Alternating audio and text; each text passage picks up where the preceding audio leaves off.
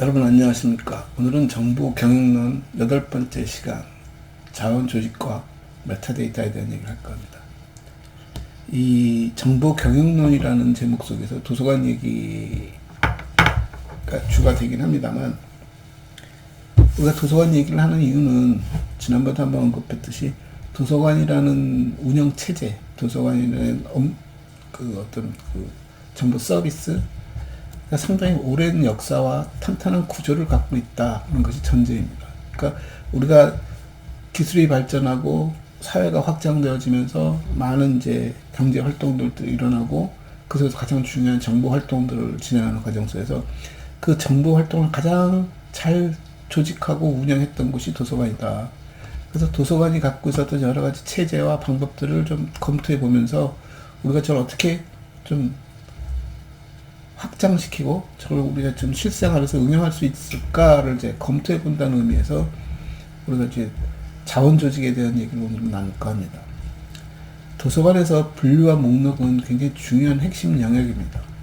오직하면 학생들에게 도서관이 뭐니, 사서는 무슨 일을 하는 사람이니? 라고 물어보면 분류와 목록을 예를 들고 있고, 분류와 목록이 사서의 전문성이라고 얘기를 합니다.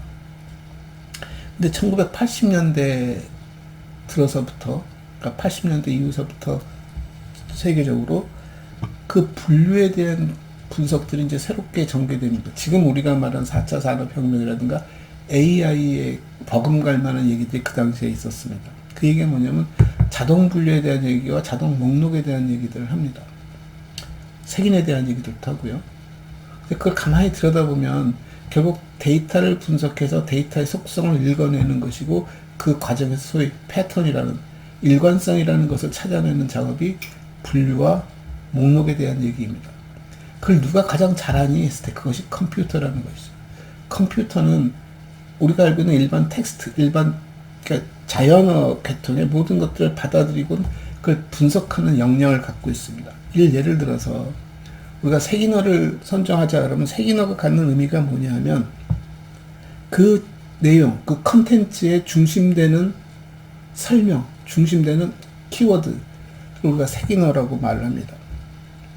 우리가 옛날 초등학교 때 학교를 다니면 국어 시간에 배우는 단원들을 가만히 검토해 보십시오.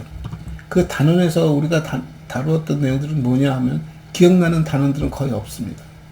우리가 1단원, 2단원 쭉 넘어가면서 많은 내용들을 배웠음에도 불구하고 초등학교 국어 교과서에서 우리에게 요구하는 것은 어떤 그 내용, 컨텐츠의 중요성을 설파한다기보다 그 컨텐츠를 차용하여서, 그 컨텐츠를 이용하여서 우리에게 무엇을 가르쳐 주느냐, 어휘의 응용력을 가르쳐 주고, 문장의 구성 방법을 가르쳐 주고, 문장을 이해하고 소통하는 방법을 가르쳐 준 것입니다. 그래서 선생님이 우리에게 내주는 숙제가 뭐냐면, 예습표를 할 때는 다음 단원에 배울 내용들을 정리해보고 요약해보고 새로 나온 단어를, 새로 나온 어휘들을 조사해서 오라고 합니다.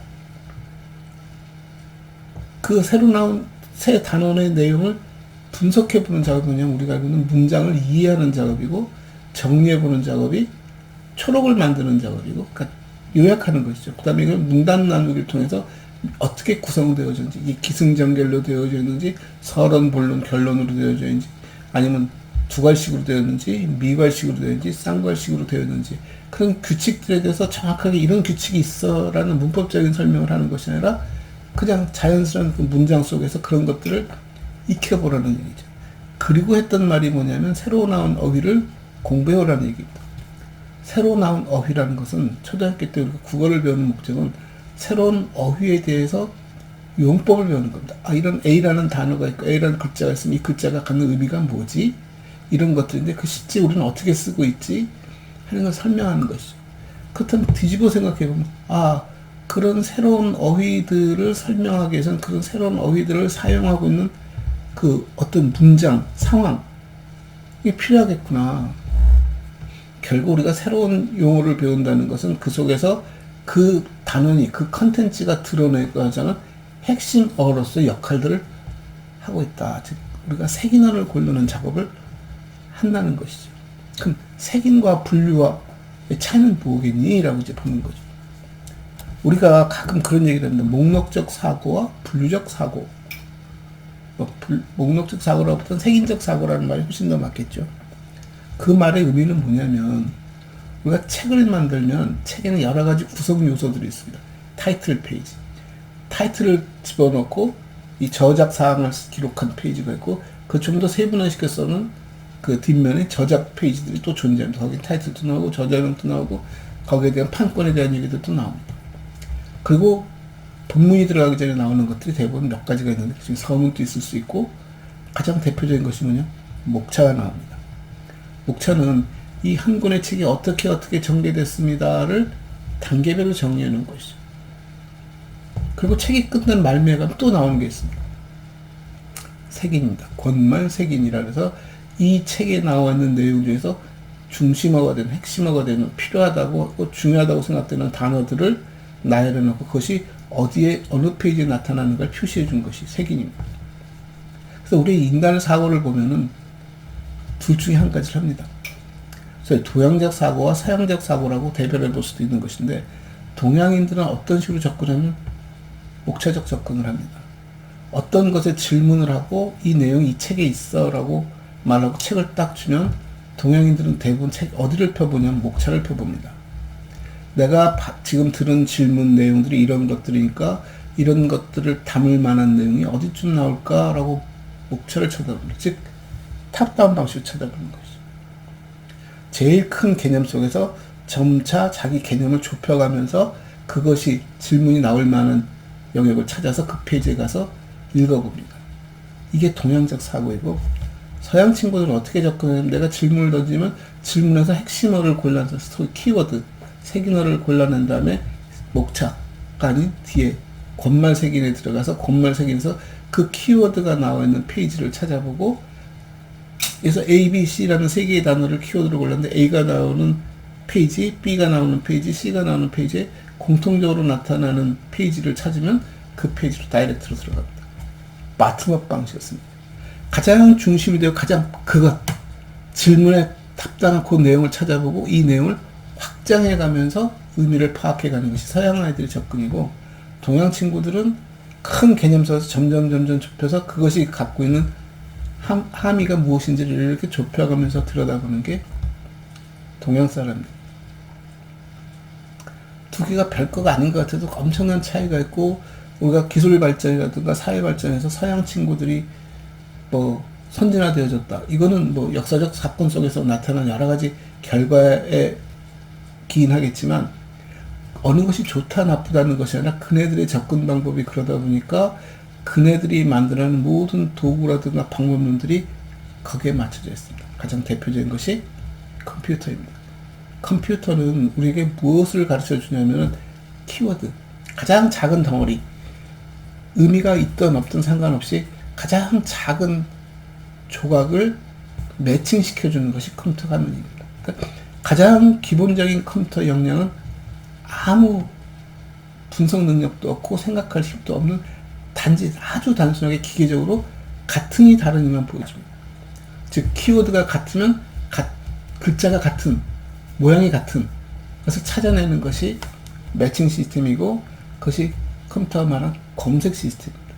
그에 반해서 도서관에서 말하는 검색 시스템은 의미론적 접근이 굉장히 강합니다.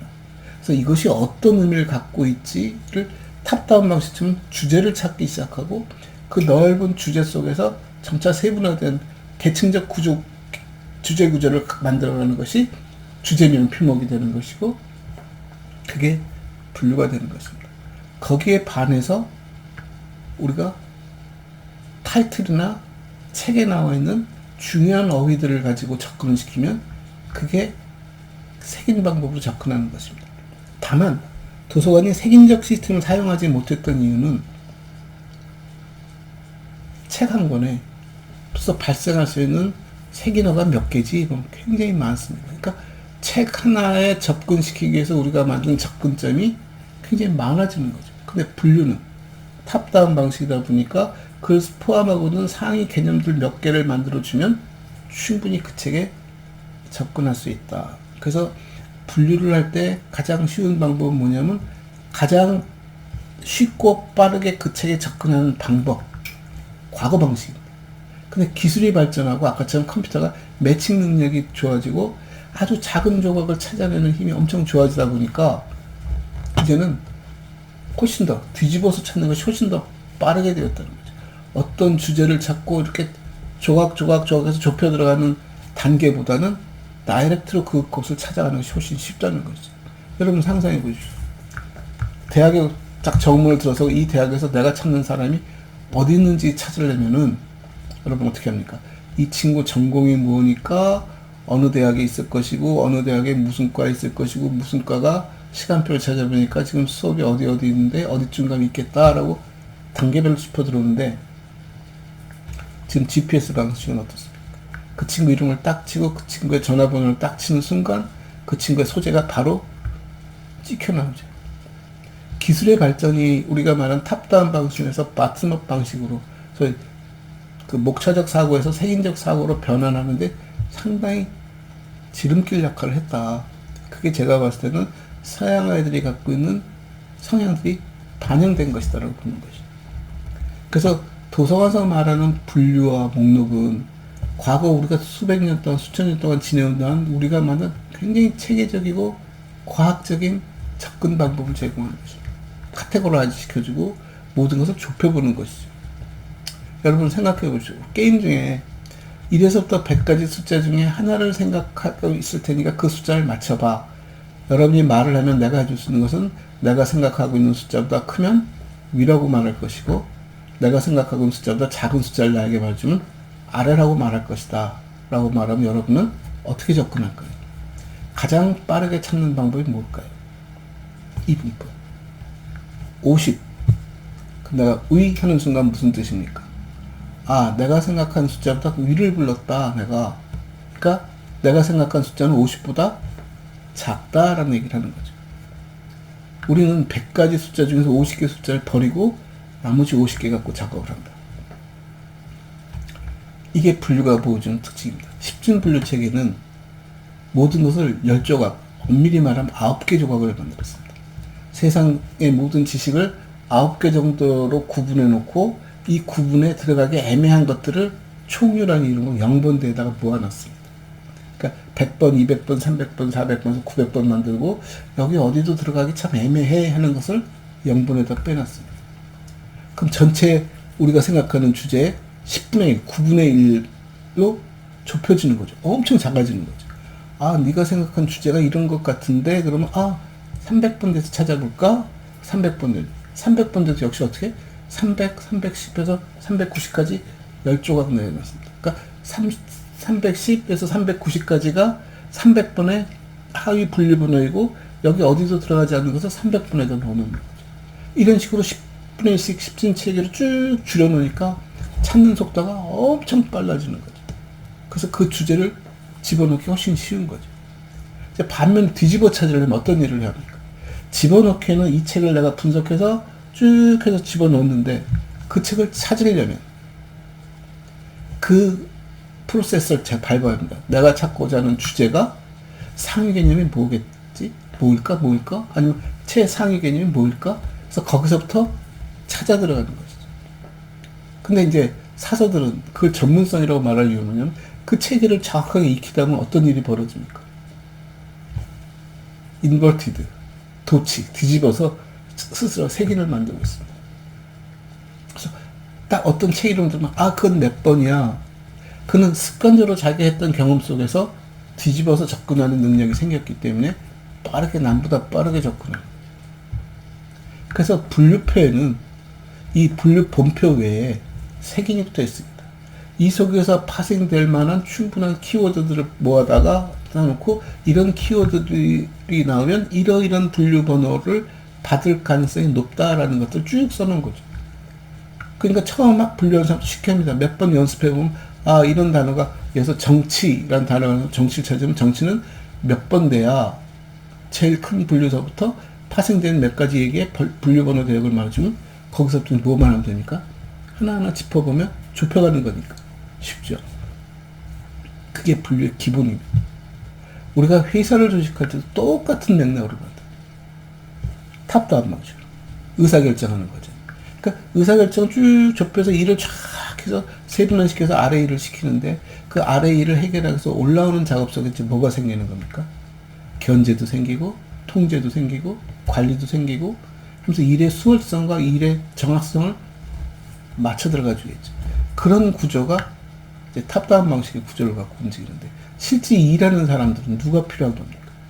현장에 있는 바로 부닥치는 사람들이 필요한 것이고 그 사람들을 찾기 위해서는 회사에 전화를 하는 이런 사람 있습니까? 그 사람이 어디에서 일을 합니까? 그거 제 무슨 잘 모르는데 무슨 일로 오셨습니까? 이러이런 일로 왔습니다. 그러면 쭉 또 되짚어서 그런 일들은 어느 부서 담당 어느 부서에서 어떤 얘기고 해서 어느 부서에 가보십시오. 지금 어떻습니까? 전화번호도 있고 색인도 있고 이름만 치면 그 사람이 다이렉트로 나오고 명함이 우리에게 주는 역할도 그런 거죠. 명함을 우리가 목록이라고 볼 수 있습니다.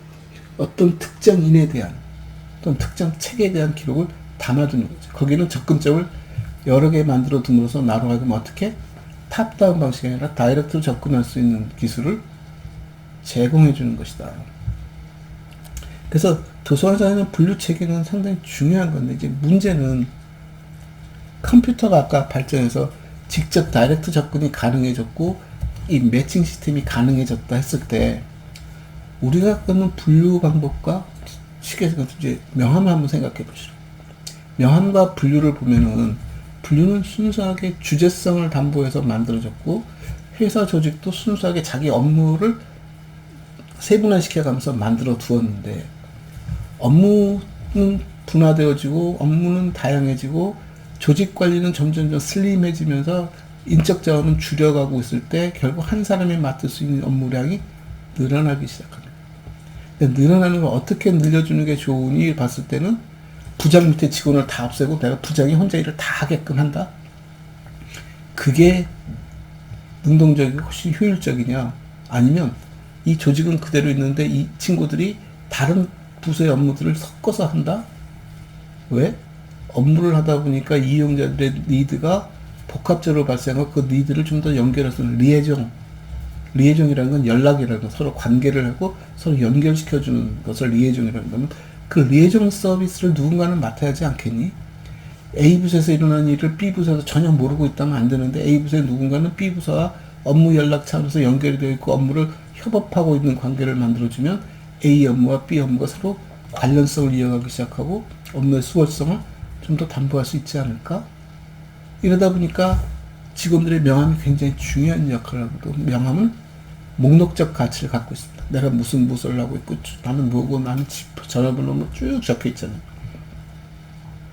이 두 개를 가만히 들여다보면 둘 다 이용 가치가 높습니다. 분리적 사고를 갖고 있으면은 내가 한 부서에 대한 명확한 업무를 파악할 수 있는 것이고 목록적 사고를 갖고 있으면 목록적 사고라기보다 이 내용에 대한 디스크립션 부분에 들어가지만 색인적 사고를 갖게 됩니다. 키워드들이 여러 개 나옵니다. 내가 하는 업무를 종합적으로 알아낼 수 있는 것들이. 그래서 이런 것들 속에서 발생한 것이 메타데이터라고 보시면 됩니다. 발생했다라기보다 개념적으로 메타데이터는 데이터에 대한 데이터, about data, of data.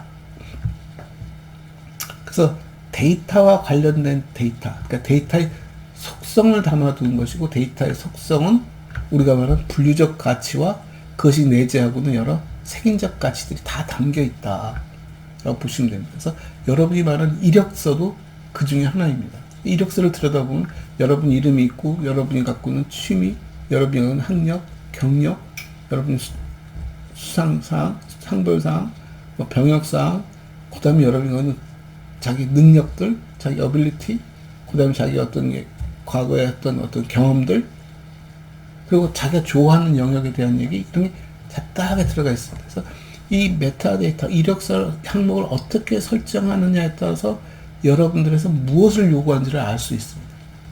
그래서 이력서 항목 중에 그냥 단순하게 가장 기본적으로는 생년월일, 이름, 성별, 주소, 연락처, 학력, 경력 이 정도 써 있으면 가장 심플한 이력서인 것이 좀 더 나가면 어떤 자격증을 소지하고 있냐, 자격증에 대한 얘기라든가 경력에 대한 얘기를 한다든가 경험에 대한 얘기를 한다든가 심지어 여러분이 성적표를 갖다 붙이고 하면 뭐냐면 내가 찾고자 하는 영역과 얼마나 일치하는지 내가 찾는 사람과 같은지를 보는 것이고 그 쓰는 것이 이렇게 항목을 달아서 표현하기 힘들면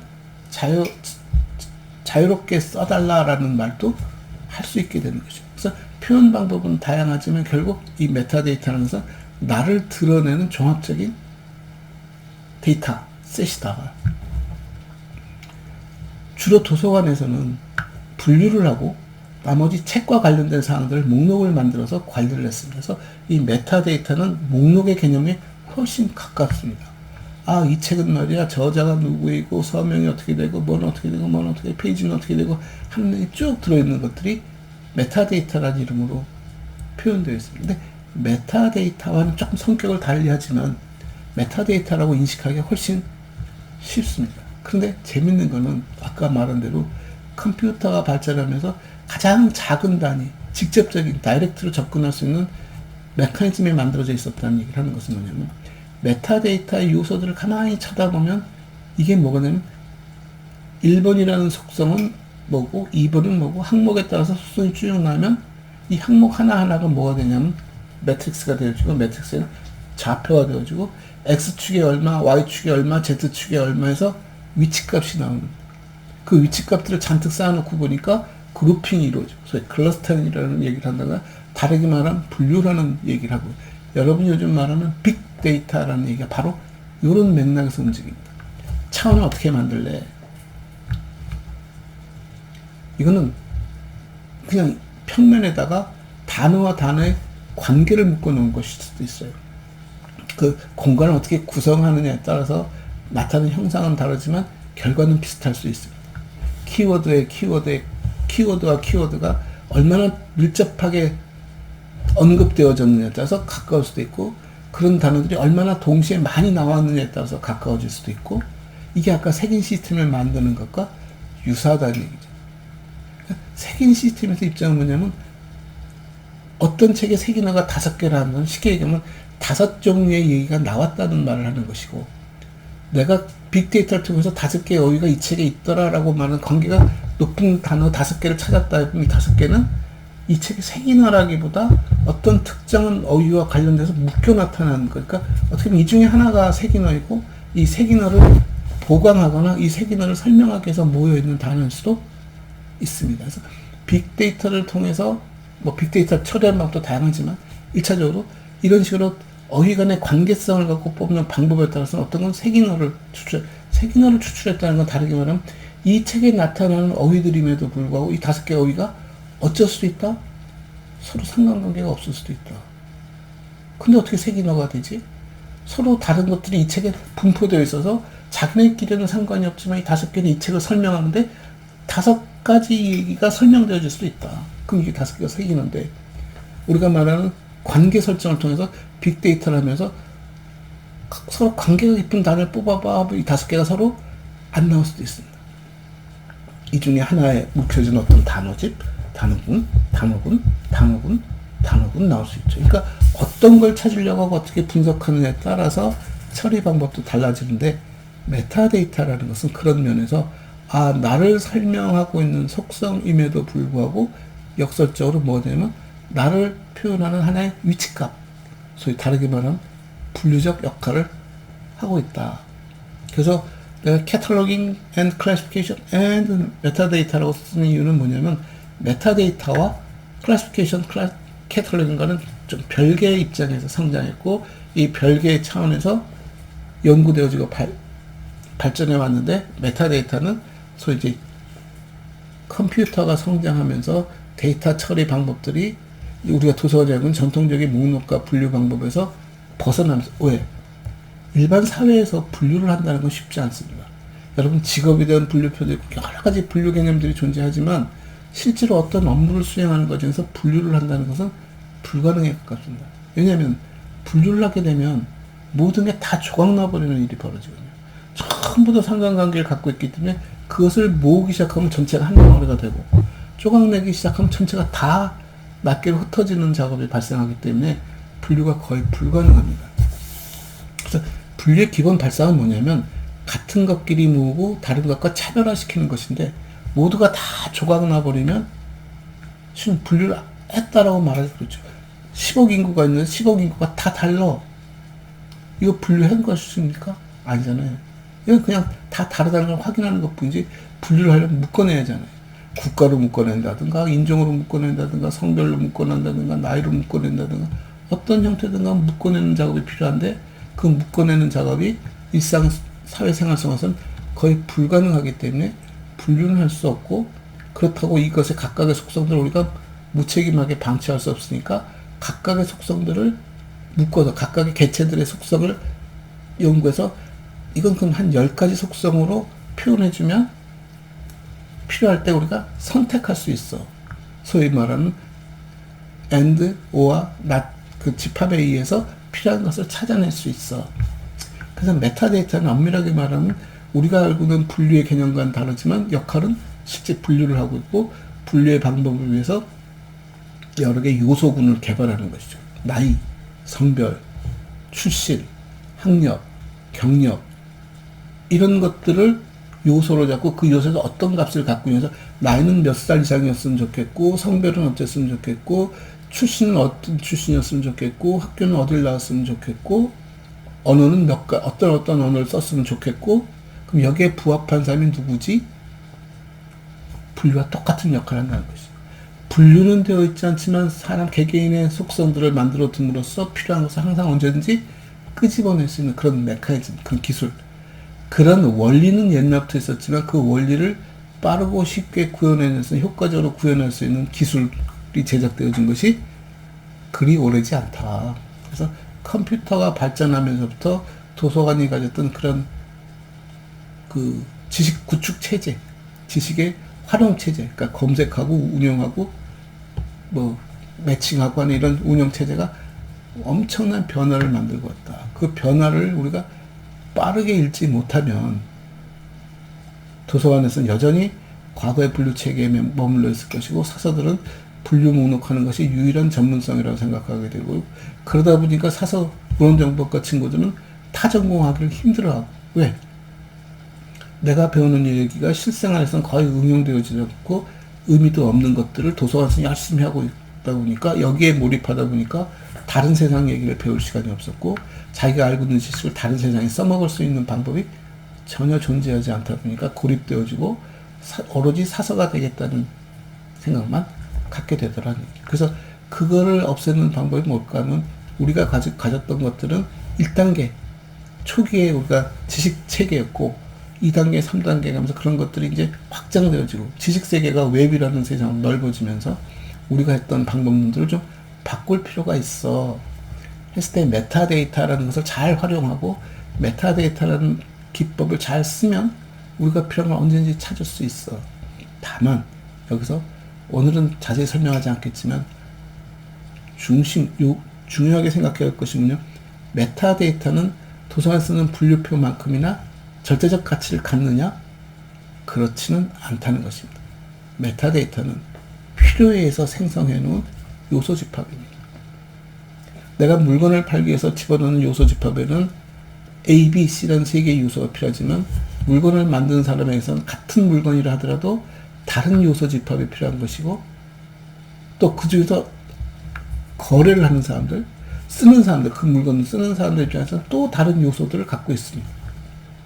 그래서 메타데이터라는 것은 절대적 가치를 갖고 있는 것이 아니라 메타데이터는 필요에 의해서, 목적에 의해서 항상 재구성되어질 수 있다.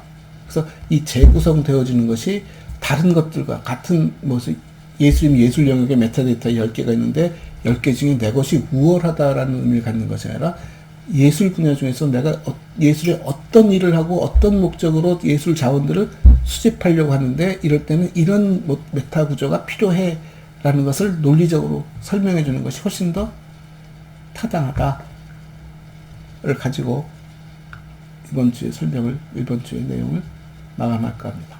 감사합니다.